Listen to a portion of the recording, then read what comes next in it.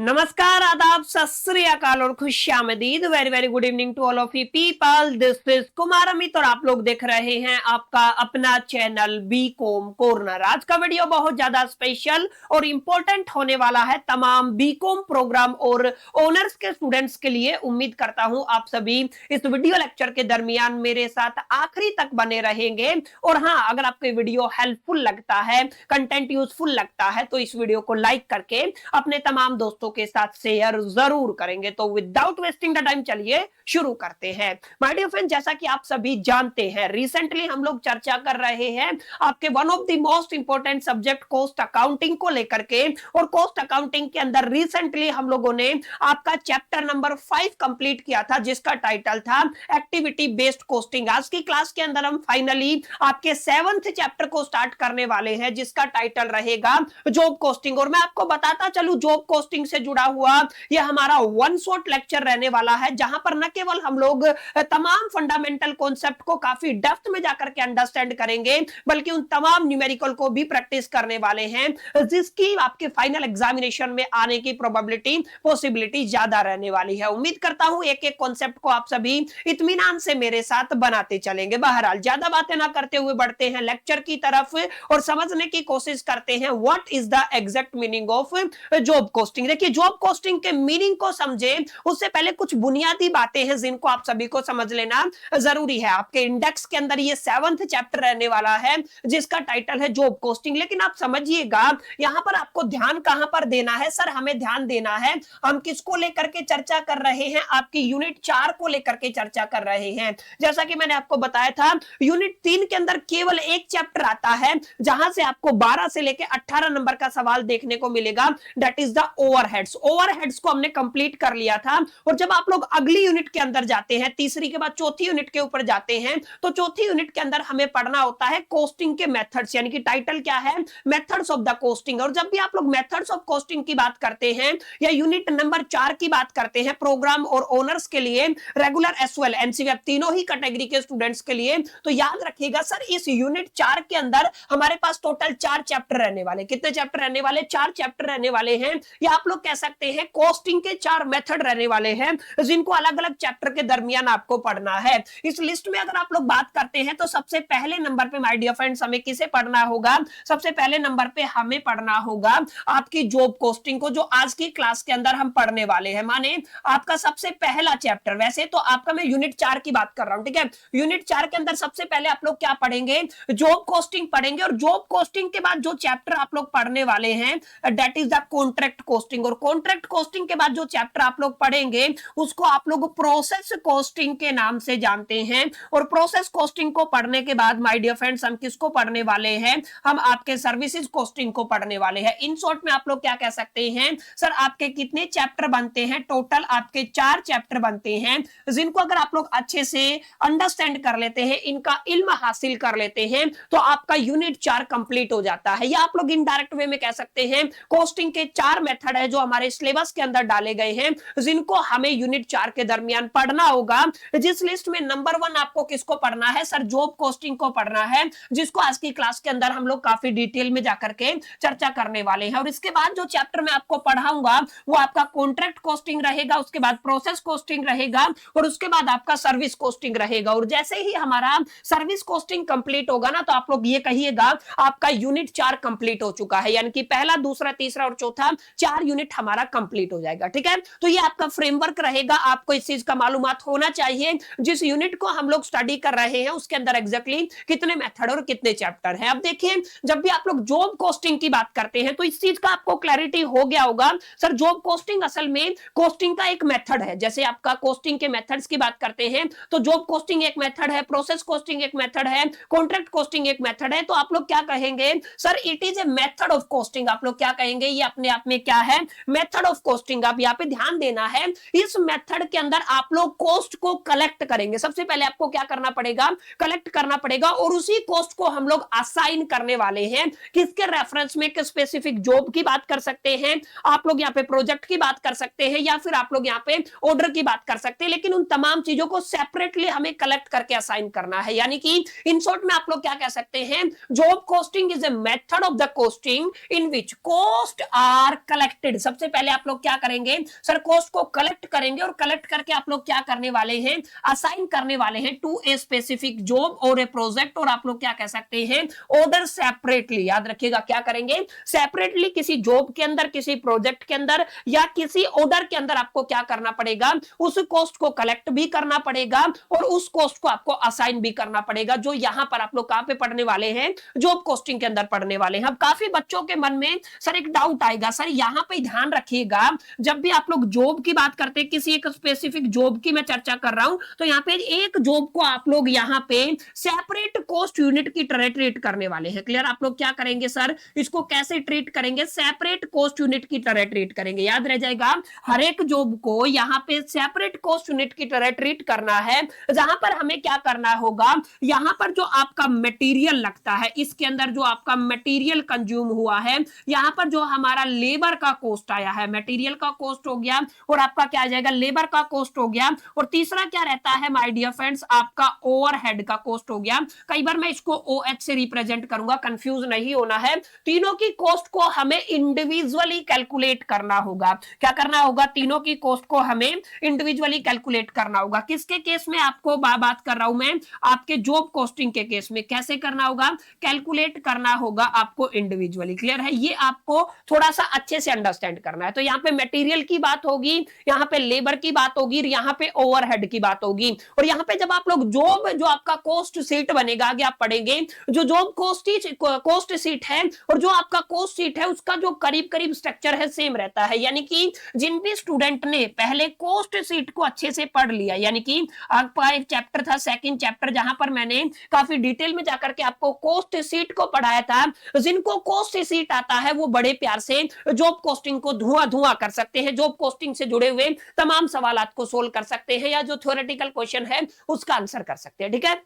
तो जब भी आप लोग यहाँ पे प्रैक्टिकल पोर्शन की बात करेंगे, डोंट बी कंफ्यूज, वही सारी चीजें हैं जो आपने आपकी कॉस्ट शीट के दरमियान पढ़ी थी। सर आपने प्राइम कॉस्ट पढ़ा था, आपने कॉस्ट ऑफ सेल पढ़ा था, कॉस्ट ऑफ प्रोडक्शन पढ़ा था, प्रॉफिट पढ़ा था, सेल्स पढ़ा था, वो तमाम चीजें हैं। और एक इंपॉर्टेंट बात बता देता हूं, न केवल आपको यहाँ पे वही फैक्टर, वही एलिमेंट देखने को मिलेंगे, बल्कि आप लोग कह सकते हैं आपका जो फॉर्मेट है ना माय डियर फ्रेंड्स, फॉर्मेट भी आपका ऑलमोस्ट सिमिलर रहने वाला है, क्लोज टू सिमिलर आप लोग बोल सकते हैं। क्लियर है? तो वही सारी चीजें रहेंगी। तो मैं आप सभी को रिक्वेस्ट करूंगा, अगर आपने कॉस्ट शीट को अच्छे से तैयार नहीं किया है तो प्लीज उसको कर लीजिएगा, तभी आपको जॉब कॉस्टिंग समझ में आएगा, प्रोसेस, कॉन्ट्रैक्ट और सर्विस कॉस्टिंग समझ में आएगा। यूनिट 4 पूरा का पूरा डिपेंडेंट है किसके ऊपर सर, कॉस्टिंग के ऊपर। क्लियर है? और स्पेसिफिकली कॉस्ट शीट के ऊपर, तो आप लोग उसको अच्छे से समझिएगा। क्लियर? तो उम्मीद करता हूं यहां तक आपको क्लैरिटी मिला होगा इस जॉब कॉस्टिंग को लेकर के, इसका क्या मीनिंग रहने वाला है। सर 4 तरीके के मेथड आपने बजाए, जॉब कॉस्टिंग हो गया, प्रोसेस हो गया, सर्विस हो गया, कॉन्ट्रैक्ट हो गया। एग्जैक्टली किस बात से हम लोग आइडेंटिफाई करेंगे कि हमें यहाँ पे जॉब कॉस्टिंग करना है। देखिए हमें कैसे पता चलेगा जॉब कॉस्टिंग करना है, तो जॉब कॉस्टिंग के अंदर असल में क्या होता है, प्रोडक्शन डन होता है according to the customers order, माने आपके कस्टमर ने ऑर्डर दिया उसके हिसाब से प्रोडक्शन हुआ। क्या समझे आप लोग, कस्टमर ने ऑर्डर दिया उसके हिसाब से क्या हुआ, प्रोडक्शन हुआ, तो वो क्या कहलाएगा, जॉब कॉस्टिंग कहलाएगा। सर एग्जांपल से बात करता हूं, जैसे मेरे को एक बिल्डिंग तैयार करवाना है, तो जो बिल्डर है, बिल्डर को मैं एक अपना ऑर्डर दूंगा, अपनी नीड्स बताऊंगा, वो उसको फुलफिल करेगा, उस हिसाब से हमारा एक कॉन्ट्रैक्ट तैयार होगा, उस हिसाब से हमारा एक प्रोडक्शन तैयार होगा। जो प्रोडक्शन तैयार हुआ है वो कस्टमर के ऑर्डर के बिहाफ पे तैयार हुआ है, दैट्स व्हाई यहां पे आप लोग क्या समझेंगे, जो आपका ये पूरा प्रोजेक्ट है ना, इसको आप लोग एक जॉब मान के चलेंगे, और इसके लिए आप लोग क्या करने वाले हैं, इसको एक कॉस्ट यूनिट मान के चलेंगे, और इसका आपको कॉस्टिंग करना है। समझ में आया? तो अगर वो बिल्डर दूसरी बिल्डिंग बनाता है तो उसको अलग से आपको जॉब मानना पड़ेगा। ये जो प्रोडक्शन हो चुका है कस्टमर के ऑर्डर के बिहाफ पे, इसको आपको आइडेंटिफाई करना है, इसी का कॉस्ट आपको कैलकुलेट करना है, और यही एक चीज है जो आपको आइडेंटिफाई करने में हेल्प करेगी कि सर हम किसके ऊपर चर्चा कर रहे हैं, जॉब कॉस्टिंग के ऊपर चर्चा कर रहे हैं। क्लियर? तो आई होप कितनी बातें क्लियर रही होंगी जॉब कॉस्टिंग को लेकर के कि जॉब कॉस्टिंग का मीनिंग क्या होता है। अब आगे अगर आप लोग थोड़ा बढ़ेंगे तो काफी हद तक आपको क्लैरिटी मिलेगा, लेकिन ध्यान रखिएगा एग्जामिनर कई बार आपसे फीचर्स को लेकर के चर्चा करता है, माने डायरेक्ट क्वेश्चन, थ्योरेटिकल क्वेश्चन आ गया, मान लीजिए कि आपको कमेंट करना है, किसके ऊपर कमेंट करना है, शॉर्ट नोट लिखना है features of the job costing, या आपसे कह सकता है advantages of the job costing. तो याद रखिएगा जॉब कॉस्टिंग के अंदर हर एक जॉब को आप लोग सेपरेट कॉस्ट यूनिट की तरह ट्रीट करते हैं, ये बात आप लोग यहां पर लिख सकते हैं। तो आप लोग यहां पे क्या लिखेंगे सर, यहां पे आप लोग लिख सकते हैं हर एक जॉब को हम लोग सेपरेट कॉस्ट यूनिट की तरह यहाँ पे ट्रीट करते हैं। और जब आप लोग हर एक जॉब को सेपरेट कॉस्ट यूनिट की तरह ट्रीट करते हैं तो आपका जो रिकॉर्ड बनेगा कॉस्ट का वो जॉब वाइज बनेगा। यानी कि आप लोग क्या कह सकते हैं, आप लोग कह सकते हैं सर यहाँ पे कॉस्ट को रिकॉर्ड किया जाता है किस वाइज, जॉब वाइज। क्लियर है? तो cost are recorded job wise. Clear है? इसको आपको अपने दिलो दिमाग और जहन के अंदर बैठा लेना। और जो पॉइंट तीसरा यहाँ पे है काफी इंपॉर्टेंट रहने वाला है, इसको समझने की कोशिश कीजिएगा। यूज्ड व्हेन द प्रोडक्शन, जो अभी अभी मैंने बताया, production is done according to the customers order. मैंने बताया ना, जब भी आपको लगे प्रोडक्शन डन हुआ है according to the customer order, तो आप लोग समझिएगा ये क्या होता है, वहां पे जॉब कॉस्टिंग आपको करना है। एक इंपॉर्टेंट बात और याद रखिएगा जो मैंने आपको बताया, यहां पर आप लोग डायरेक्ट मटेरियल की कॉस्ट, डायरेक्ट लेबर की कॉस्ट और ओवरहेड की कॉस्ट को क्या करते हैं, सेपरेटली कैलकुलेट करते हैं हर एक जॉब के लिए, क्योंकि हर एक जॉब को आप लोग क्या मान के चलते हैं, एक सेपरेट कॉस्ट यूनिट मान के चलते हैं। क्लियर है? और एक इंपॉर्टेंट बात याद रखिए, जितनी भी आप लोग कॉस्ट को एक तरीके से रिकॉर्ड करेंगे वो सारी कहां पर होंगी सर, आपकी कॉस्ट शीट के अंदर रिकॉर्ड होगी। क्लियर है? किसके अंदर होगी, कॉस्ट शीट के अंदर। बस उसके आगे क्या लग जाएगा, जॉब लग जाएगा। यानी आप लोग क्या कहेंगे, जॉब कॉस्ट शीट के अंदर आप लोग प्रिपेयर करते हैं किसको रिकॉर्ड करने के लिए, तमाम तरीके की कॉस्ट को रिकॉर्ड करने के लिए, डायरेक्ट मटेरियल, डायरेक्ट लेबर और ओवरहेड जो आपके जॉब से जुड़ा हुआ है या आपकी प्रोडक्शन यूनिट या कॉस्ट यूनिट से जुड़ा हुआ। क्लियर है? तो these are the basic terminology जिनका इल्म आपको होना चाहिए, जिनकी मालूमात आपको होनी चाहिए अगर आप लोग इस सब्जेक्ट को पढ़ते हैं, न केवल एग्जामिनेशन के प्रोस्पेक्टिव से, बल्कि जब आप यहां पे समय इन्वेस्ट कर रहे हैं, अपना टाइम लगा रहे हैं, तो आप सभी के लिए जरूरी हो जाता है कि आपको इन डिटेल में जाकर के नॉलेज हो। क्लियर है? तो मेरी पूरी पूरी कोशिश है कि मैं कॉन्सेप्ट को बिल्ड कर पाऊं, ताकि तमाम तरीके के क्वेश्चन को आप लोग देख करके सही अप्रोच को अडॉप्ट कर पाए। अप्रोच कब आप लोग लगा पाएंगे, जब आपके फाउंडेशनल कॉन्सेप्ट क्लियर होंगे। ठीक है? तो फाउंडेशनल कॉन्सेप्ट तभी क्लियर होंगे, तब आप लोग एक एक चीजों को काफी डिटेल में जाके, काफी डेप्थ में जाकर के, काफी गहराई में जाकर के एक तरीके से उनकी अंडरस्टैंडिंग हासिल करेंगे। समझ में आया? तो उम्मीद करता हूं दो चीजें मैंने अभी अभी आपको बताई हैं। सर जॉब कॉस्टिंग का मीनिंग क्या होता है, और सर अगर एग्जामिनर आपसे फीचर्स ऑफ जॉब कॉस्टिंग पूछ ले तो आपको किन किन पॉइंट्स को एक्सप्लेन करना है। और भी बहुत सारे हो सकते हैं, डिपेंडिंग अपॉन योर विजडम, आपकी विजडम के ऊपर डिपेंड करता है कि आप लोगों को सब्जेक्ट को लेकर के कितना गहराई है। और भी बहुत सारे पॉइंट है जिनको आप लोग एक्सप्लेन कर सकते हैं, लेकिन मेरी कुछ लिमिटेशन है, मेरी कुछ मर्यादाएं हैं। मैं जो लेक्चर आपको डिलीवर करूंगा वो university exam oriented lecture deliver करूंगा, और मेरे को सिलेबस जो प्रिस्क्राइब्ड किया गया है उसी के हिसाब से लेक्चर को डिलीवर करना पड़ेगा। और according to me, my personal experience, मेरा जो व्यक्तिगत अनुभव है उसके बिहाफ पे आप लोगों को बोल सकता हूं this content is more than sufficient. और ये एक आपका मैक्सिमम से मैक्सिमम आपको शॉर्ट नोट के लिए क्वेश्चन आ सकता है। ठीक है? बहरहाल अब आगे बढ़ते हैं और काफी इंपॉर्टेंट बातों पर हम लोग जिक्र करने वाले हैं। सर जॉब कॉस्टिंग के अंदर कौन कौन सी ऐसी इंडस्ट्रीज हैं जिनके लिए जॉब कॉस्टिंग मेथड सूटेबल होता है। सर कहीं पे कॉन्ट्रैक्ट लगेगा, कहीं पे सर्विस लगेगा, कहीं पे प्रोसेस लगेगा, कहीं पे जॉब कॉस्टिंग लगेगा। तो सर हमें कैसे पता चलेगा कि ये वो इंडस्ट्री है जहां पर जॉब कॉस्टिंग मेथड बहुत बेहतरीन काम कर सकता है। तो ये सवाल आपके लिए कई बार एग्जामिनेशन के अंदर पूछा जाता है कि सर एग्जैक्टली उन इंडस्ट्रीज का एक्सप्लेनेशन कीजिए जहां पर जॉब कॉस्टिंग मेथड क्या रहने वाला है, मोस्ट सूटेबल रहने वाला है। क्लियर है? तो मैंने क्या बताया था, मैंने अभी अभी आपको एक पॉइंट बताया था, यहां पे भी क्लियर किया था, यहां पे भी क्लियर किया था। सर जॉब कॉस्टिंग का मतलब ये उन्हीं इंडस्ट्रीज के अंदर ज्यादा सूटेबल रहेगा जहां पर production is done according to the customers order. Clear है? जहां पर कस्टमर के ऑर्डर के बिहाफ पे प्रोडक्शन डन होगा ना, वहां पे सबसे बेस्ट मेथड कौन सा लगेगा सर, आपका जॉब कॉस्टिंग लगेगा। समझ में आया? तो आप लोगों को आंख बंद करके यही बात लिख देना है। अगर आप लोग यहां पे लिखना चाहे sir job costing is a suitable, job costing क्या होता है, सूटेबल होता है for the industries where the production is done according to the specific customer order. Clear है? मैंने बताया ना, स्पेसिफिक कस्टमर ऑर्डर के बिहाफ पे जहां पे प्रोडक्शन होता है उसके लिए मोस्ट सूटेबल मेथड कौन सा है सर, जॉब कॉस्टिंग रहने वाला है। क्लियर है? और याद रखिएगा जहां पर हर एक जॉब डिफरेंट होता है ना, वहां पर भी ये मेथड काफी सूटेबल रहने वाला है। क्लियर है? अब सर एग्जांपल दे रहा हूं, वैसे तो मैंने काफी एग्जांपल दिए हैं, लेकिन एक दो एग्जांपल और समझते हैं ताकि आपको अच्छे से समझ में आए। सर सबसे पहला एग्जांपल यहां पे भी सेम दिया हुआ है, कंस्ट्रक्शन इंडस्ट्री का। मैंने बताया था जब भी आपका एक बिल्डिंग बनता है, यानी कि हम प्रोजेक्ट बोलेंगे, क्या बोलेंगे, एक प्रोजेक्ट होता है, चाहे वो बिल्डिंग बनाने का हो, चाहे ब्रिज बनाने का हो, चाहे रोड बनाने का हो, is treated as a separate job and its cost is calculated individually. आप समझ गए? यहां पे हम लोग क्या करेंगे, एक ब्रिज का कॉन्ट्रैक्ट है वो एक अलग जॉब हो गया, एक कॉस्ट यूनिट अलग बन गया। ठीक है? अगर आप लोग एक बिल्डिंग की बात करते हैं तो इस तरीके से जो भी आपकी कंस्ट्रक्शन इंडस्ट्री है वहां पर जॉब कोस्टिंग सबसे बेस्ट मेथड रहने वाला है कोस्टिंग करने के लिए। अगर आप लोग प्रिंटिंग प्रेस की बात करते हैं, प्रिंटिंग प्रेस के अंदर क्या होता है, जैसे आप प्रिंटिंग को बुक की बात करते हैं, मैगजीन की बात करते हैं या ब्रोचर की बात करते हैं, ये तमाम चीजें कस्टमर के ऑर्डर के बिहा पे एक तरीके से तैयार होती हैं। इनका प्रोडक्शन कस्टमर के ऑर्डर के बिहा पे होता है। दैट्स व्हाई सबसे बेस्ट सूटेबल मेथड कौन सा रहेगा, जॉब कोस्टिंग रहेगा। समझ में आया? एक और एग्जांपल समझते हैं, that is the ship building industry. याद रखिएगा, शिप जो बिल्ड करती है, जो इंडस्ट्री के अंदर शिप बनाई जाती है, वहां पर भी कस्टमर की डिमांड के हिसाब से, कस्टमर के ऑर्डर के हिसाब से ही प्रोडक्शन किया जाता है। इसके अलावा आप लोग कहेंगे सर आपका जो फर्नीचर मैन्युफैक्चरिंग है, फर्नीचर मैन्युफैक्चरिंग वैसे तो कई बार आपका पब्लिक डोमेन में भी होता है, लेकिन कई बार हो जाता है कि स्पेसिफिक ऑर्डर के बिहा पे ही प्रोडक्शन होता है, तो उस केस की हम लोग बात कर रहे हैं। क्लियर है? इसके बाद आप लोग इंजीनियरिंग वर्कशॉप की बात कर सकते हैं।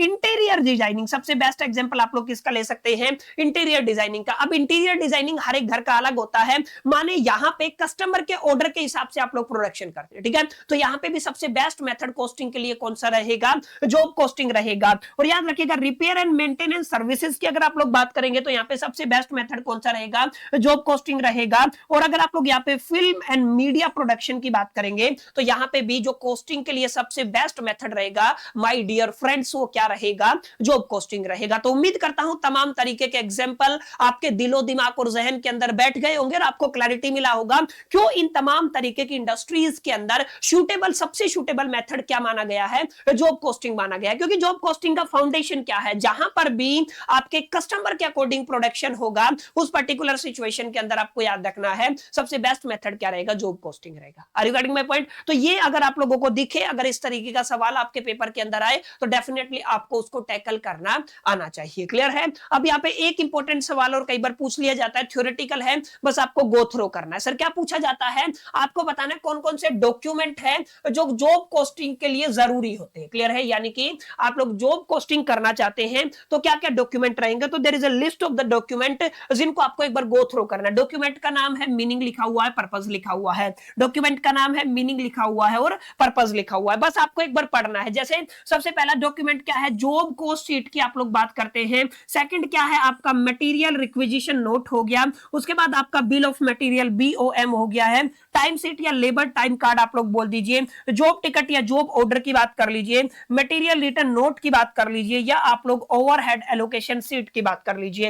यानी कि आपका ये नंबर 1 हो गया, नंबर 2 हो गया, नंबर 3 हो गया है, नंबर 4 हो गया है, नंबर 5 हो गया है, नंबर 6 हो गया है और नंबर 7 हो गया है। ये 7 डॉक्यूमेंट है जो जरूरी है, नेसेसरी है। इसके अलावा चुटुक मुटुक होता रहता है। इन 7 डॉक्यूमेंट को एक बार पढ़ लीजिएगा, भाई ये डॉक्यूमेंट चाहिए, क्यों चाहिए, ये यहाँ पे लिखा हुआ है। समझ में है ना? बस यहाँ पे आपको ये पता होना चाहिए सर, जब भी आप लोग जॉब कॉस्टिंग करेंगे ना, तो जॉब कॉस्टिंग के दरमियान हमें किन किन डॉक्यूमेंट्स की, किन किन कागजात की जरूरत रहेगी। ठीक है, तो यहां पर कोई बात समझाने वाली नहीं है, बाकी मैंने सारी चीजें बेस्ट लैंग्वेज के अंदर लिखी हुई है। आप लोग इनको गो थ्रो करेंगे तो डेफिनेटली आपका काम बन जाएगा। अच्छा, एक चीज और मैं यहाँ पे साथ साथ करता चलता हूँ, काफी बच्चों को डाउट होता है सर स्क्रीनशॉट लेने का समय नहीं मिलता है, तो फटाफट से मैं कुछ सेकंड के लिए स्लाइड चेंज करता हूँ और साइड हो जाता हूँ। आप लोग फटाफट से स्क्रीनशॉट ले सकते हैं। ये हमारा पहला स्लाइड है जिसका स्क्रीनशॉट आप लोग ले लीजिएगा। अगर आप लोग सेकंड स्लाइड की बात करते हैं जहां पर हम लोगों ने फीचर्स को लेकर के चर्चा किया है, इसका आप लोग स्क्रीनशॉट ले लीजिएगा। इसके आगे अगर आप लोग चलते हैं तो हमने industries where job costing method is suitable को चर्चा किया है, तो इसको आपको अच्छे से अंडरस्टैंड कर लेना है। क्लियर है? आप इसका भी स्क्रीनशॉट ले लीजिए। अब हम थोड़ा आगे बढ़ते हैं, तो मैंने बताया कौन कौन से डॉक्यूमेंट जॉब कॉस्टिंग के टाइम पे जरूरी रहते हैं, इसका भी स्क्रीनशॉट ले लीजिएगा ताकि आप लोग गो थ्रो कर सके। क्लियर है? अब हम थोड़ा आगे बढ़ेंगे और काफी डिटेल में, काफी गहराई में जाकर के format of the job costing समझने वाले। सर फॉर्मेट सिमिलर है, जैसे आपने कॉस्ट शीट पढ़ा है वैसे ही आपका जॉब कॉस्ट शीट बनता है, सिमिलर फॉर्मेट रहने वाला है और ये आपका आखिरी टॉपिक रहेगा। यस पीपल, आप लोगों ने बिल्कुल सही सुना, जॉब कॉस्टिंग का थ्योरेटिकल पोर्शन कंप्लीट हो चुका है। जो बातें मैंने आपको समझाई वो मोर देन इनफ रहने वाली है, एग्जामिनेशन के लिहाज से भी, सिलेबस के लिहाज से भी। और जब आप लोग प्रैक्टिकल क्वेश्चन को टैकल करेंगे ना, उस टाइम पे भी आप लोग क्वेश्चन को धुआं कर सकते हैं अगर आपने मेरी तमाम बातों को, जो इस लेक्चर के दरमियान छोटा सा लेक्चर है उसमें हम लोगों ने डिस्कशन किया। जैसे अभी सबसे पहले फॉर्मेट पढ़ेंगे और मोर फॉर्मेट पढ़ने के बाद फिर मैं आपको प्रैक्टिकल पोर्शन के अंदर लेके चलूंगा, न्यूमेरिकल्स के अंदर, जहां पर हम लोग तमाम तरीके की न्यूमेरिकल को प्रैक्टिस करने वाले हैं। बहरहाल यहाँ पे ध्यान रखिएगा हम क्या बना रहे हैं सर, आपका जॉब कोस्ट शीट बना रहे हैं, ऊपर क्या रहेगा आपका जॉब नंबर डालना है, इसको आप लोग सेपरेट रखें, ठीक है। यहाँ पे क्या आएगा सर, पर्टिकुलर आएगा, यहाँ पे क्या आएगा आपका अमाउंट आएगा। यहाँ पे देखिएगा अगर बच्चे को कंफ्यूजन होता है तो मैं अपनी लैंग्वेज में सारी चीजें आपके लिए तैयार कर देता हूं। अब आप लोग कहेंगे सर ये तो आपने पढ़ाया हुआ पहले, सर कहां पे पढ़ाया हुआ है, जब मैंने आपको क्या करवाया था सर, आपको कोस्ट शीट कराया था ना, वहां पे मैंने काफी डिटेल में जाकर के आपको पढ़ाया था, ठीक है। ये सेम फॉर्मेट आपको याद होना चाहिए। अगर ये फॉर्मेट आपको याद है तो आप लोग बड़े प्यार से हर एक क्वेश्चन को टैकल कर सकते हैं। जैसे यहाँ पे आप लोग क्या लिखते हैं सर, यहाँ पे आप लोग लिखते हैं आपका पर्टिकुलर, क्या लिखते हैं, पर्टिकुलर लिखते हैं, और यहाँ पे आप लोग क्या लिखते हैं, अमाउंट लिखते हैं, क्लियर है। अब ऊपर क्या आ जाएगा, ऊपर आपको लिखना है सर आपका हमने क्या बनाया है, जॉब कोस्ट शीट रेडी किया है, क्लियर है। आपने क्या रेडी किया है, जॉब कोस्ट शीट रेडी किया है। अब ध्यान रखिएगा सबसे पहले हम लोग क्या करते थे, यहाँ पे याद रखिएगा प्राइम कॉस्ट निकालते थे। प्राइम कॉस्ट के अंदर सबसे पहले हमें क्या चाहिए सर, हमें सबसे पहले आपका डायरेक्ट मटेरियल चाहिए, तो आप लोग क्या कहेंगे सर, आपका डायरेक्ट मटेरियल आ गया। उसके बाद आप लोग यहाँ पे क्या लेके चलते हैं सर, आप लोग यहाँ पे लेके चलते हैं आपका डायरेक्ट लेबर आ जाता है। अब डायरेक्ट लेबर यहाँ पे आ गया। अब अगर आप लोग इन दोनों को सम कर देते हैं यहां पर स्पेसिफिकली, तो आपको क्या मिल जाएगा सर, आपको प्राइम कॉस्ट मिल जाएगा, क्लियर। तो यहाँ पे क्या आ गया सर, आपका प्राइम कॉस्ट आ गया, क्लियर। याद रखिएगा यहाँ पे डायरेक्ट मटेरियल डायरेक्ट लेबर को मिला करके आपका क्या निकल आया है, प्राइम कॉस्ट निकल आया है। अब प्राइम कॉस्ट के अंदर आपको फैक्ट्री ओवरहेड ऐड कर देना, ठीक है। याद रखिएगा आपको क्या ऐड करना है सर, आपको फैक्ट्री ओवरहेड को ऐड करना है। अभी आपका वेरिएबल भी आ गया है, ये आपका फिक्स्ड भी आ गया है। अगर आप लोग दोनों चीजों को टोटल करते हैं तो यहाँ पे आपको क्या मिल जाएगा सर, आपको वर्क कॉस्ट मिल जाएगा, जिसकी बहुत जरूरत पड़ने वाली है। तो ये आपका वर्क कॉस्ट निकल आया, ये आपका फैक्ट्री प्राइम कॉस्ट निकल आया। तो दोनों का अगर आप लोग सम करते हैं तो आपको क्या मिल जाता है सर, आपको क्या मिल गया, फैक्ट्री कॉस्ट मिल गया, या फिर आप लोग आपका क्या मिल गया, वर्क कॉस्ट मिल गया। और वर्क कॉस्ट के अंदर अगर आप लोग ऑफिस एंड एडमिन एक्सपेंसेस को ऐड कर देते हैं, किसकी बात कर रहा हूं, आप लोग ऑफिस एंड एडमिन एक्सपेंसेस को ऐड करते हैं, तो अगर आप लोग इन दोनों का टोटल करते हैं तो आपको एक वैल्यू मिलता है जिसको आप लोग टोटल कॉस्ट ऑफ जॉब बोलते हैं। यानी कि आप लोग क्या कहेंगे, the total cost of job कहेंगे। तो आपका क्या आ गया, the total cost of job. तो यहाँ पे आप लोगों ने लिखा total cost of job, clear है। तो जो आपका जॉब का कॉस्ट है वो आपका यहाँ पे निकल के आ गया है। और यहाँ पे आपको क्या करना है, जो आपका प्रॉफिट है, क्या करना है, आपका जो प्रॉफिट है अगर है तो वो यहाँ पे मेंशन कर देना है, क्लियर है। नीचे आपको क्या मिल जाएगा, आपका सेलिंग प्राइस मिल जाएगा, क्लियर। तो आप लोग क्या कहेंगे, आपका क्या आ गया सर, ये सेलिंग प्राइस, ठीक है। तो यहाँ पे आपको क्या मिल गया, सेलिंग प्राइस मिल गया है। ये सिमिलर बात मैंने यहाँ पे लिखी हुई है सर, ये क्या है, आपका पर्टिकुलर है, ये आपका अमाउंट है। सबसे पहले डायरेक्ट मटेरियल लेके चलेंगे, फिर आपका डायरेक्ट लेबर लेके चलेंगे, दोनों से क्या निकल आएगा, प्राइम कॉस्ट निकल आएगा। इसके अंदर फैक्ट्री ओवरहेड कर देंगे तो वर्क कॉस्ट निकल आएगा। इसके अंदर ऑफिस एंड एडमिन एक्सपेंसेस को डाल देंगे तो आपका टोटल कॉस्ट ऑफ जॉब निकल आएगा। इसके अंदर अगर आप लोग प्रॉफिट की बात करते हैं तो क्या हो जाएगा, सेलिंग प्राइस निकल आएगा, ठीक है। This is going to be very very important examination के लिहाज से, और इसी के बिहाफ पे आप लोग न्यूमेरिकल सोल्व करने वाले हैं। अब मैं यहाँ पर ज्यादा टाइम नहीं लगाऊंगा क्योंकि सारी चीजें काफी डिटेल में मैं कोस्ट शीट वाले लेक्चर के अंदर पढ़ा चुका हूं, क्लियर है। तो अगर आपने नहीं देखा है तो ये आपकी प्रॉब्लम है। प्लीज आप लोग पहले कोस्ट शीट समझिएगा, पूरे पैटर्न को एनालिसिस कीजिएगा, इन तमाम कोस्ट की मालूमात हासिल कीजिएगा, तभी आप लोग इस लेक्चर पे आइएगा दोबारा, तभी आपको चीजें क्लियर होंगी, ठीक है। केवल दो तरीके के सवाल बनते हैं जो आपके एग्जामिनेशन के अंदर इस पर्टिकुलर चैप्टर से पूछे जाते हैं। सर पहला सवाल कुछ इस तरीके का आता है, क्लियर है, बिल्कुल आसान है। आपको दिखेगा यार बड़ा लंबा चौड़ा सवाल है, लेकिन बिल्कुल आसान है। अगर आपने थोड़ा सा भी विवेक है, थोड़ा सा भी बुद्धि लगाया, थोड़ा सा भी फॉर्मेट अगर आपको आता है तो आप इस क्वेश्चन को बड़े प्यार से हैंडल कर सकते हैं। देखिए क्वेश्चन क्या है, क्वेश्चन है आपका प्रॉब्लम नंबर 1, और यहाँ पे क्या लिखा हुआ है, following information is extracted from the costing records of the Jagdamba furniture in respect of the job number 118। कितने की बात हो रही है, जॉब नंबर 118 की बात हो रही है। यहाँ पे क्या कह रहा है, यहाँ पे कह रहा है मटेरियल 1900 का लगा है। वेजेस की बात कर रहा है तो दो डिपार्टमेंट है, एक ए डिपार्टमेंट है, एक बी डिपार्टमेंट है। ए डिपार्टमेंट 100 घंटे काम करता है, बी डिपार्टमेंट 200 घंटे काम करता है, और पर आवर का रेट 2.5 रुपया और यहाँ पे 1.5 रुपया है। सर ये बात हमें समझ में आ गई। Overhead for the two department are estimated as a following. अगर आप लोग वेरिएबल ओवरहेड की, मैंने बताया ना दो पार्ट होते हैं, एक फिक्स्ड ओवरहेड होता है, एक आपका वेरिएबल ओवरहेड होता है। वेरिएबल ओवरहेड के अंदर याद रखिएगा डिपार्टमेंट ए है और डिपार्टमेंट बी है। अब समझिएगा डिपार्टमेंट ए के अंदर ₹5000 दिए हैं आपने, 5000 डायरेक्ट लेबर आवर के लिए। माने आपने क्या किया, अगर आप लोग यहाँ पे पर आवर कैलकुलेट करना चाहते हैं, पर आवर रेट कैलकुलेट करना चाहते हैं, तो आपने 5000 रुपया पे किया है।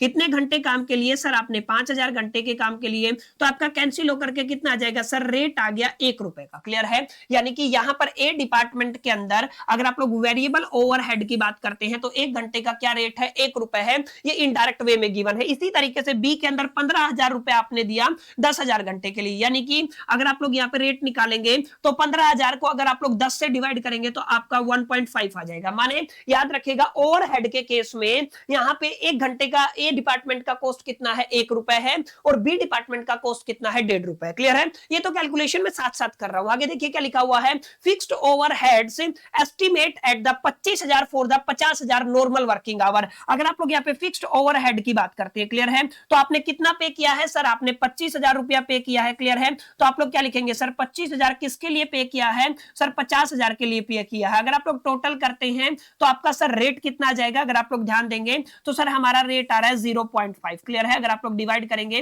तो कितना आ जाएगा 0.5, यानी कि जो आपका फिक्स्ड ओवरहेड जो फिक्स्ड ओवरहेड है उसका जो आपका रेट है वो क्या रहने वाला है, एक का आपका 1 घंटे का 0.5 यानी कि आधा रुपया रहने वाला है। क्लियर है, आगे क्या है आपको रिक्वायर्ड है, क्या रिक्वायर्ड है, कैलकुलेट जब कॉस्ट ऑफ जॉब, आपको क्या निकालना है, कॉस्ट ऑफ जॉब नंबर निकालना है, समझ गए, यानी कि जॉब कॉस्टिंग करना है।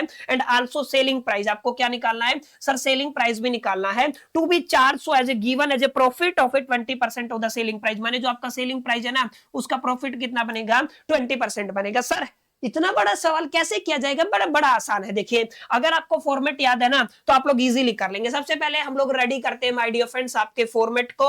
फॉर्मेट के अंदर बुनियादी तौर पे छोटी छोटी चीजें हैं जिनकी मालूमात आपको होनी भी चाहिए और आपको होगी भी, क्योंकि आप लोग हमारे रेगुलर व्यूअर हैं और जो हमसे रेगुलर पढ़ते हैं, मेरा ये मानना है कि उनको इतनी समझ होती है कि एग्जैक्टली इन तमाम चीजों का जो जो लेक्चर हम लोग डिलीवर करते हैं ना, आप लोग उन तमाम लेक्चर्स को अच्छे से प्रिपेयर करके आए होंगे, मैं मान के चलता हूं। ठीक है, यहाँ पे आप लोग क्या लिखते हैं सर, यहाँ पे हम लोग लिखते हैं आपका पर्टिकुलर, क्या लिखा हम लोगों ने, पर्टिकुलर। ठीक है, यहाँ पे सर आपने क्या लिखा, अमाउंट लिखा।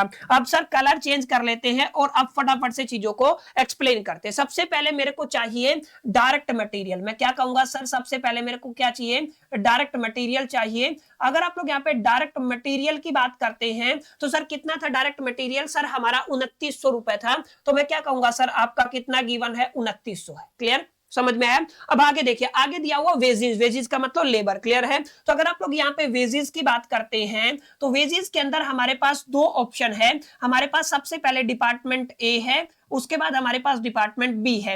अगर आप लोग ए और बी की बात करते हैं तो ध्यान दीजिएगा, 100 घंटा ए करता है, 200 घंटा बी, यानी कि ये आपका 100 घंटा काम करता है, ये आपका 200 घंटा काम करता है। अगर आप लोग यहाँ पे बात करते हैं डिपार्टमेंट का रेट 2.5 रुपया है, तो आप लोग क्या कहेंगे सर, आपका 2.5 से मल्टीप्लाई कर देंगे, और यहाँ पे कितना था सर आपका 1.5 रुपए से था, तो आप लोग क्या करेंगे सर 1.5 से मल्टीप्लाई कर देंगे। और अगर आप लोग टोटल करते, टोटल अगर आप लोग करते तो यहाँ पे देखिए, अगर आप लोग यहाँ पे कितना बनेगा, अगर आप लोग यहाँ पे 2.5 रुपए करते तो ये आपका 25 बन जाएगा। आई थिंक कितना बनेगा, 25। Just use the calculator, calculation mistake नहीं होना चाहिए, कई बार हो जाता है तो प्लीज उसको अवॉइड कीजिएगा। बस अभी आप समझिएगा, फॉर्मेट को समझिए। हमारे पास 100 को मल्टीप्लाई कर रहा है 2.5 से, तो आपका 250 आ जाएगा। कितना आ जाएगा, 250 आ जाएगा। तो यहाँ पे मैं कितना कर देता हूँ सर, आपका 250 कर देता हूँ। 100 को अगर आप 1.5 से करेंगे तो आपका 150 हो जाएगा। टोटल करते हैं तो अगर आप, सॉरी आपका 150 नहीं होगा, ये कितना होगा, जस्ट ए मिनट, यहाँ पे ध्यान दीजिएगा। यहाँ पे अगर आप लोग ध्यान देंगे तो कितना बनेगा सर, यहाँ पे ध्यान दीजिए, अगर आप लोग 200 की मल्टीप्लाई करना है ना, अब की बार कितने से, 1.5 से, 1.5 से, तो 300 बनेगा। क्लियर है, कितना हो गया आपका, 300 हो गया। दोनों को अगर मैं यहाँ पे टोटल कर दूं तो सर कितना आ जाएगा सर, ये आपका आ जाएगा, देखिए आपका टोटल हुआ 250 और 300, कितना हो गया, 550 हो गया। टोटल कितना हो गया सर, 550 हो गया है। ऊपर वाले के अंदर अगर आप लोग ऐड कर देते हैं, यानी कि आप लोग क्या कहेंगे, 250 प्लस 300 प्लस में कितना हो जाएगा 2900, तो आपका कितना बनता है 3450। तो टोटल कितना हो गया आपका 3450। मैंने किसको ऐड किया है सर, मैंने आपके डायरेक्ट मटेरियल और लेबर को ऐड किया है। तो सर ये आपका क्या बन जाएगा सर, ये आपका प्राइम कॉस्ट बन जाएगा। क्लियर है, तो ये क्या बन गया, प्राइम कॉस्ट बन गया है। अब प्राइम कॉस्ट के अंदर हमें क्या ऐड करना होता है, ओवर फैक्ट्री ओवरहेड्स को ऐड करना होता है। अब यहाँ पे जो ओवरहेड है ना, उनके दो हिस्से हैं। एक तो आपका फिक्स्ड है, क्लियर है, जिसको हम लोग बाद में पढ़ेंगे। उसके बाद आपका क्या है सर एक आपका वेरिएबल ओवरहेड है, तो हम लोग सबसे पहले क्या करेंगे, वेरिएबल को पकड़ के चलेंगे। तो यहाँ पे आप लोग ऐड करने वाले हो, किसको ऐड करने वाले हो सर, आप लोग यहाँ पे वेरिएबल ओवरहेड को ऐड करने वाले हो। क्लियर है? अगर आप लोग वेरिएबल ओवरहेड की बात करते हैं तो याद रखिएगा यहाँ पे वेरिएबल ओवरहेड के अंदर डिपार्टमेंट ए का कॉस्ट क्या निकला है, घंटे का 1 रुपए, और दूसरा बी है उसका कितना निकला, 1.5 रुपए। लेकिन सर नंबर ऑफ आवर्स कहां पे है, ये तो पता है, ये तो रेट निकल गया, रेट क्या निकला, 1 रुपए घंटे का है, 1.5 रुपया घंटे का है, लेकिन कितने घंटे काम किया। तो सर ये जानकारी तो इसने पहले भी दी हुई थी, वेजेस के अंदर भी दी हुई थी डिपार्टमेंट के रिस्पेक्ट में कि ए आपका 100 घंटे काम करता है और बी आपका 200 घंटे काम करता है। और अगर आप लोग टोटल ओवरहेड की बात करते हैं, अगर आप लोग टोटल करेंगे तो 300 घंटे काम हुआ। समझ में आया? तो अगर आप लोग यहाँ पे ध्यान देंगे तो इसी डेटा का इस्तेमाल करेंगे, माने 1 और 1.5 का रेट लगेगा। तो यहाँ पे आप लोग क्या करेंगे, तो देखो हम लोग बात कर रहे हैं आपके यहाँ पे वेरिएबल ओवरहेड की। तो मैंने बताया वेरिएबल ओवरहेड के केस में हमारे पास एग्जैक्टली क्या है, रेट तो हमने निकाल लिया। जैसे ए डिपार्टमेंट के अंदर वेरिएबल ओवरहेड का पर आवर रेट 1 रुपया हो जाएगा और बी डिपार्टमेंट के अंदर 1.5 रुपया हो जाएगा। और जैसा कि मैंने आपको बताया टोटल ओवरहेड का आवर्स अगर आप लोग निकालते हैं तो अगर आप लोग देखेंगे आपका 100 + 200 कितना हो जाएगा, 300। तो यहाँ पे 100 घंटे के हिसाब से और 200 घंटे के हिसाब से हम लोग इजीली कैलकुलेट कर सकते हैं। वेरिएबल ओवरहेड के केस में भी हमारे पास 2 डिपार्टमेंट है, आप लोग क्या कहेंगे, डिपार्टमेंट ए और आपका क्या रहेगा, डिपार्टमेंट बी। अगर आप लोग डिपार्टमेंट ए की बात करते हैं तो सर कितने घंटे काम हो रहा है, 100 घंटे काम हो रहा है और 1 रुपए के हिसाब से है, तो आपका कितना हो गया, 100 हो गया है। इसी तरीके से बी के अंदर अगर आप लोग बात करते हैं 200 और कितने के हिसाब से है, 1.5 के हिसाब से है। ठीक है, तो आपका कितना हो जाएगा, टोटल 300 हो जाएगा। अगर आप लोग यहाँ पे टोटल कर देते हैं तो सर आपका कितना हो जाएगा, टोटल आपका 400 बन जाएगा। ठीक है, तो ये आपका कौन सा हिस्सा हो गया सर, ये आपका वेरिएबल ओवरहेड वाला हिस्सा हो गया है। यहाँ पे हमने क्या निकाला था, प्राइम कॉस्ट निकाला था। अगर आप लोग यहाँ पे देखेंगे फिक्स्ड ओवरहेड्स की बात करते हैं तो फिक्स्ड ओवरहेड के केस में जो रेट निकल के आया था वो 0.5 निकल के आया था। लेकिन अगर आप लोग यहाँ पे फिक्स्ड ओवरहेड की बात करते हैं तो डिपार्टमेंट में नहीं बता हुआ है, इसका मतलब हमें डिपार्टमेंट ए के लिए भी कैलकुलेट करना होगा और बी के लिए भी कैलकुलेट करना होगा। अब ए और बी का सिनेरियो क्या है सर, ए के केस में हमारे पास 100 घंटे काम हो रहा है और बी के केस में हमारे पास 200 घंटे काम हो रहा है। तो टोटल अगर आप लोग बात करते हैं तो सर हमारा 300 घंटे काम होगा। समझ में आया? यानी कि फिक्स्ड ओवरहेड की अगर आप लोग बात करते हैं, मैं एरो सिर्फ आपको समझाने के लिए लगा रहा हूं, समझिएगा हम किसकी बात कर रहे हैं सर, आपके फिक्स्ड ओवरहेड्स की बात कर रहे हैं। यहां पर टोटल 300 घंटे काम होगा और 1 घंटे का रेट कितना है, 0.5 है, तो कितना हो जाएगा आपका 150 हो जाएगा। टोटल आप लोग यहां पे कर सकते हैं। टोटल सर अगर आप लोग करेंगे फिक्स्ड ओवरहेड के बाद प्राइम कॉस्ट के बाद अगर आप लोग फिक्स ओवरहेड कर देते हैं तो आपको क्या मिल जाता है सर, आपको यहां पे वर्क कॉस्ट मिल जाता है।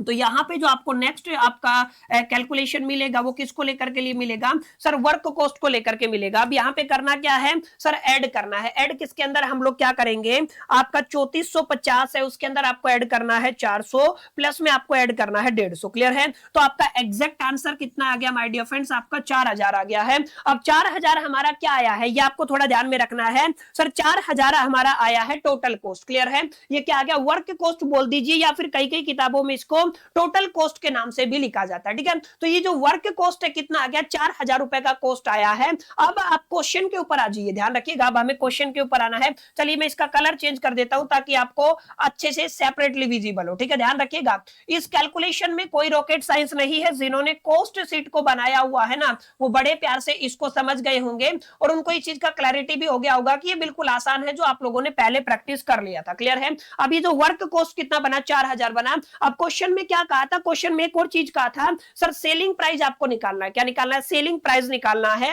और यहाँ पे अगर आप लोग देखेंगे तो उसके ऊपर प्रॉफिट कितना है, 20% है। क्लियर है? अब हमें सेलिंग प्राइस तो निकालना है सर, सेलिंग प्राइस तो हमें क्या करना है, फाइंड आउट करना है। तो अगर आप लोग ध्यान देंगे, अगर मैं कंसीडर कर लेता हूं, मैंने मान लिया लेट अस से हम लोग क्या कर रहे हैं, हमने क्या कंसीडर कर लिया, आपका सेलिंग प्राइस कंसीडर किया है। अगर आप लोग यहाँ पे सेलिंग प्राइस की बात करते हैं तो सेलिंग प्राइस अगर आप लोग ध्यान देंगे तो हम अगर एक्स कंसीडर कर लेते हैं, सेलिंग प्राइस कितना कंसीडर किया है, एक्स कंसीडर किया है, तो क्वेश्चन क्या कहता है, क्वेश्चन कहता है सर आप प्रॉफिट की बात कर रहे हैं, वो कितना है सर, आपका 20% है। 20% किसका है, सेलिंग प्राइस का है। तो आप लोग क्या कहेंगे, 20% ऑफ एक्स कह देंगे। क्लियर है?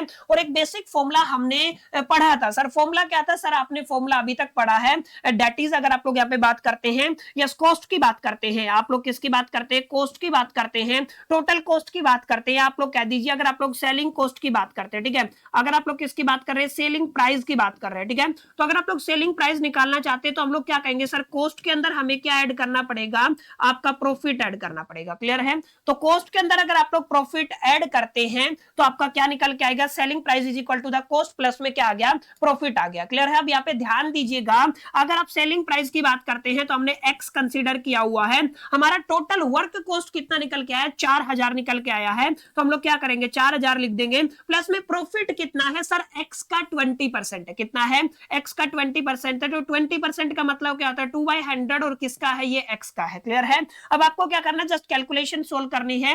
ये जीरो कैंसिल 2 का 5 से चला जाएगा, इसका मतलब आप लोग क्या कह सकते हैं, एक्स बराबर है कितना आ गया आपका 4000, प्लस में कितना आ गया आपका एक्स बटे में कितना है आपका 5। देखिए ये प्लस वाली डिजिट, इसको अगर आप लोग इधर उठा के लेके आएंगे तो कितना हो जाएगा, माइनस हो जाएगा। इट मींस हम लोग क्या कह सकते हैं सर, हम लोग कह सकते हैं आपका x माइनस में x बटा 5 इज इक्वल टू कितना आ गया आपका 4000 आ गया है। अब अगर आप लोग यहाँ पे एलसीएम लेते हैं तो आपका कितना आ जाएगा सर, आपका 5x माइनस में x कितना आ जाएगा सर, आपका 4x और बटे में कितना है 5 इज इक्वल टू कितना आ गया आपका 4000, क्लियर है। ये आपका डिजिट आ गया है। अब इसको आगे आपको सोल्व करना, थोड़ा सा मैं इसको ऊपर कर लेता हूं, ध्यान रखिएगा। अगर आप लोग यहां से x का वैल्यू निकालते हैं तो डिवाइड वाली टर्म ऊपर जाएगी तो क्या हो जाएगी सर, आपकी मल्टीप्लाई में हो जाएगी। तो 5 से मल्टीप्लाई करना है, 4 से क्या कर देना है सर, डिवाइड कर देना है, ठीक है। अगर आप लोग यहाँ पे 4 से डिवाइड करते हैं तो कितना आ गया सर, आपका 1000 आ गया। x की वैल्यू कितनी आ गई सर, आपका 5000, क्लियर है। तो यहाँ पे x क्या था सर, आपका सेलिंग प्राइस था, ठीक है। अगर आपका सेलिंग प्राइस कितना है, 5000 है, तो आपका प्रॉफिट कितना बनेगा सर, 20%। अगर आप लोग यहां से इसका अगर आप लोग 20% निकालते हैं, माने आप लोग क्या निकालते हैं सर, प्रॉफिट निकालते हैं 20%। तो अगर आप लोग 5000 का 20% निकालेंगे तो कितना आएगा सर, 1000 आ जाएगा। तो यहां से आपने न केवल आपका सेलिंग प्राइस निकाला बल्कि आपने प्रॉफिट भी निकाल दिया, ठीक है। अब दोबारा समझिएगा मैंने क्या कहानी यहाँ पे आपको करके दिखाया। देखिए बिल्कुल बेसिक चीज है, कोई रॉकेट साइंस नहीं है। डायरेक्ट मटेरियल 2900 दिया हुआ था। वेजेज के अंदर 2 डिपार्टमेंट है, डिपार्टमेंट ए और डिपार्टमेंट बी। डिपार्टमेंट ए 100 घंटे काम करता है 2.5 रुपए के हिसाब से, और डिपार्टमेंट बी आपका 200 घंटे काम करता है 1.5 रुपए के हिसाब से। दोनों का कैलकुलेशन किया, यहां पे लिख दिया, दोनों को सम कर दिया, सम करके आपका प्राइम कॉस्ट आ गया, ठीक है। प्राइम कॉस्ट के अंदर आप लोग फैक्ट्री ओवरहेड को ऐड करते हैं। यहाँ पे फैक्ट्री ओवरहेड को 2 हिस्सों में डिवाइड किया, वेरिएबल और फिक्स्ड के अंदर। तो मैंने वेरिएबल जो आपका ओवरहेड है उसका डिपार्टमेंट ए और डिपार्टमेंट बी का 100 और 200 घंटे के हिसाब से कैलकुलेशन किया, और फिक्स्ड ओवरहेड के अंदर हम लोगों ने 300 घंटे का कैलकुलेशन किया। तो यहाँ पे हमने टोटल किया तो कितना आ गया, 4000 आ गया। अब इसके अलावा बाकी कुछ है ही नहीं हमारे पास, बाकी कोई डिटेल है ही नहीं। इसका मतलब वर्क कॉस्ट कितना आ गया, 4 घंटे, 4000 घंटे आ गया, क्लियर है। इस बात को आपको अपने दिलो दिमाग और ख्याल के अंदर रखना है। समझ में आई मेरी बातें? यहां तक मैंने आपको क्या बताया है सर, यहाँ पे आपका क्या आ गया, वर्क कॉस्ट या टोटल कॉस्ट कितना आ गया, 4000 आ गया। सेलिंग प्राइस और प्रॉफिट का रिलेशन मैंने लगाया सर, आपका selling price is equal to the cost plus में प्रॉफिट होता है, और सेलिंग प्राइस मैंने एक्स कंसीडर कर लिया, तो क्वेश्चन कहता प्रॉफिट आपका 20% ऑफ एक्स है, क्लियर है। वैल्यूज पुट की, मैथमेटिकल सोल्व किया और आपको आंसर मिल गया। तो यहाँ पे आप लोग आगे प्रोसीड करेंगे, यहाँ पे लिखेंगे प्रॉफिट कितना है 1000, सेलिंग प्राइस कितना हो जाएगा 4 + 1 कितना हो जाएगा 5000, क्लियर है। तो आप लोग इसको ऐसे टैकल कीजिएगा। तो माय डियर फ्रेंड्स, इस तरीके के न्यूमेरिकल अक्सर आपके एग्जामिनेशन के अंदर पूछे जाते हैं, जिनको आपको सोल्व करना आना चाहिए अगर आप लोग फाइनल एग्जामिनेशन के अंदर आप लोग बेहतरीन स्कोर करना चाहते हैं। अब एक तरीके का न्यूमेरिकल और है जो आपको सिर्फ घुमाने के लिए पूछा जाता है, दैट इज दिस। इस तरीके का न्यूमेरिकल है, काफी थ्योरेटिकल क्वेश्चन यहाँ पे आपको लंबा दिखेगा। तो यहाँ पे आपको 2-3 पार्ट दिखेंगे ना, कुछ पार्ट मैं करवाऊंगा, कुछ आपके लिए छोड़ दूंगा होमवर्क के लिए। आपको पर्टिकुलर इस क्वेश्चन का जो हिस्सा मैं छोड़ूंगा पार्ट ए बी सी में से, उसका आंसर आपको मेरे को कमेंट बॉक्स में बताना, ठीक है। पहले समझते हैं क्वेश्चन क्या कहता है। This is the problem number 2। ये क्या है आपका सर, प्रॉब्लम नंबर 2 है, और प्रॉब्लम नंबर 2 के अंदर a factory using job costing the following cost data is obtained from its books for the year ended 31 March 2019। माने 31 मार्च 2019 के लिए आपको क्या चाहिए, ये पूरा डेटा दिया हुआ है। अब यहाँ पे क्या दिया है सर, डायरेक्ट मटेरियल दिया है 90,000 का, डायरेक्ट वेजेस दिया हुआ है 75,000 का, दोनों को यूज करेंगे तो आपका क्या निकल आएगा, प्राइम कॉस्ट निकल आएगा। सर आगे प्रॉफिट दिया हुआ है, सेलिंग एंड डिस्ट्रीब्यूशन ओवरहेड दिया हुआ है, एडमिनिस्ट्रेशन ओवरहेड दिया और फैक्ट्री ओवरहेड दिया है। किया क्या है इसने, कंफ्यूजन के लिए ऑर्डर चेंज कर दिया। क्या कर दिया है, ऑर्डर चेंज कर दिया है, जो पहले देना था वो बाद में, ताकि बच्चे का ध्यान ना जाए, क्लियर है। आगे आपसे क्या पूछा है कि आपको कॉस्ट शीट तैयार करना। देखिए कॉस्ट शीट और जॉब कॉस्ट शीट यहाँ पे सिमिलर रहने वाली है। क्या रहने वाली है, सिमिलर तो ए और बी का कलेक्टिव आंसर रहेगा, क्या रहेगा, कलेक्टिव आंसर रहेगा, माने दोनों आपके सेम फॉर्मेट के अंदर तैयार होंगी, ये आपको ध्यान में रखना, ठीक है।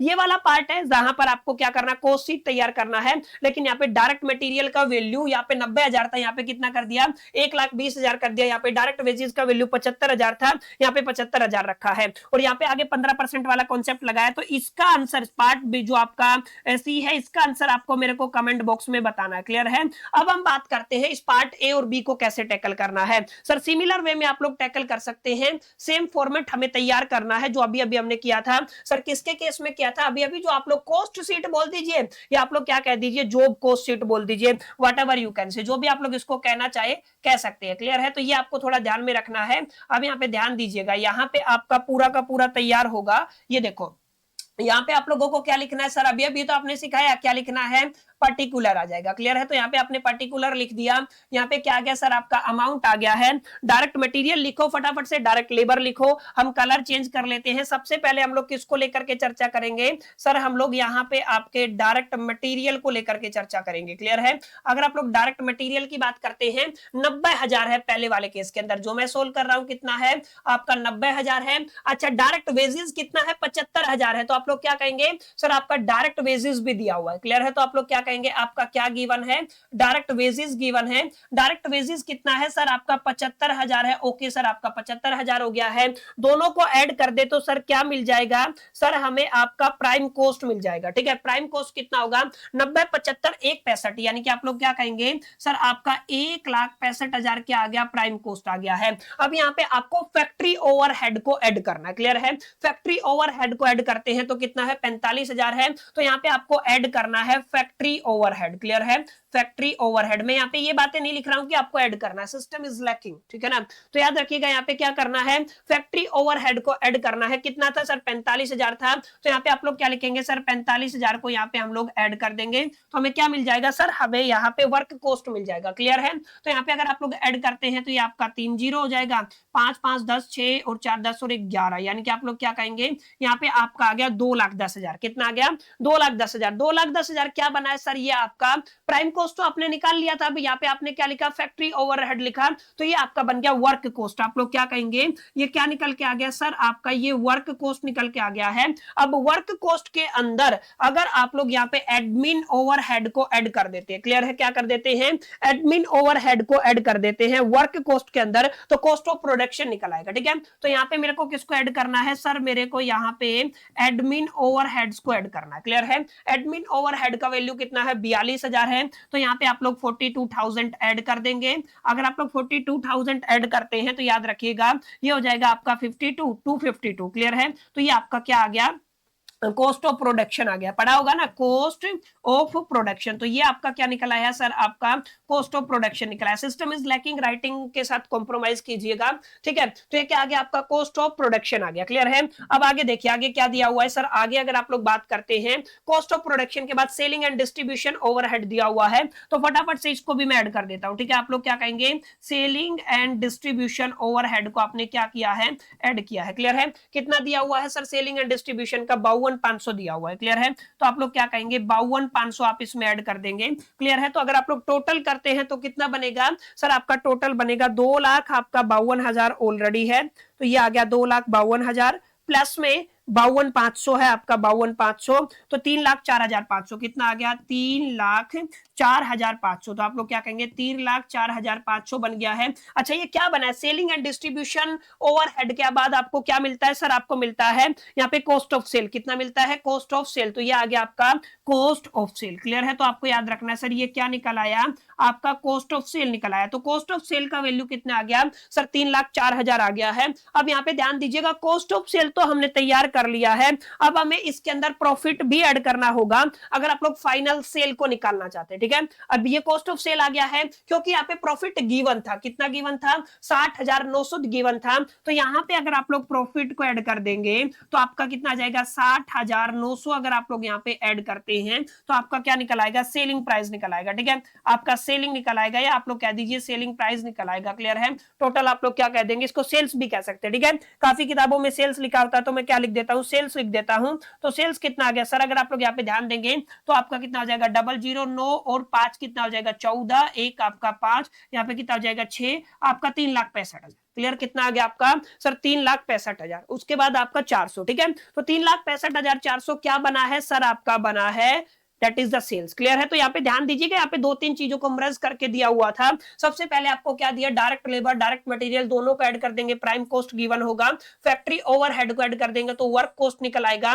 अच्छा, एडमिन ओवरहेड को ऐड कर देंगे, कॉस्ट ऑफ प्रोडक्शन निकल आएगा। अच्छा, सेलिंग एंड डिस्ट्रीब्यूशन ओवरहेड को ऐड कर देंगे, कॉस्ट ऑफ सेल्स निकल आएगा। प्रॉफिट को ऐड कर देंगे तो सेल्स निकल आएगा। ठीक है, तो इस तरीके से माय डियर फ्रेंड्स आपको प्रॉपर टैकल करना है। राइटिंग के साथ आपको कॉम्प्रोमाइज करना पड़ेगा, सिस्टम इज लैकिंग। ठीक है, जिसकी वजह से, लेकिन इतना है कि आपको समझ में आ जाएगी राइटिंग। ठीक है, आई होप कितनी क्लैरिटी आपको मिला होगा। पार्ट 1 पार्ट 2 आपको समझ में आया कैसे करना है। पार्ट 1 पार्ट 2 के अंदर आपको जॉब कोस्ट शीट तैयार करना है, या आप लोग कह सकते हैं कॉस्ट शीट तैयार करना। दोनों के अंदर ऑलमोस्ट सिमिलर चीजें होती है, कोई डिफरेंट चीजें आपको देखने को नहीं मिलती है। अब ये जो पार्ट सी है, इसका आंसर आपको मेरे को कमेंट में बताना है। क्लियर है? पार्ट सी का आंसर आपको क्या बताना है? मेरे को कमेंट बॉक्स में बताना है। क्लियर है? यहाँ पे आपको कमेंट बॉक्स के अंदर बताना है। क्लियर है? उम्मीद करता हूं यहां तक चीजें क्लियर रही होंगी और आपको ये समझ में आया होगा।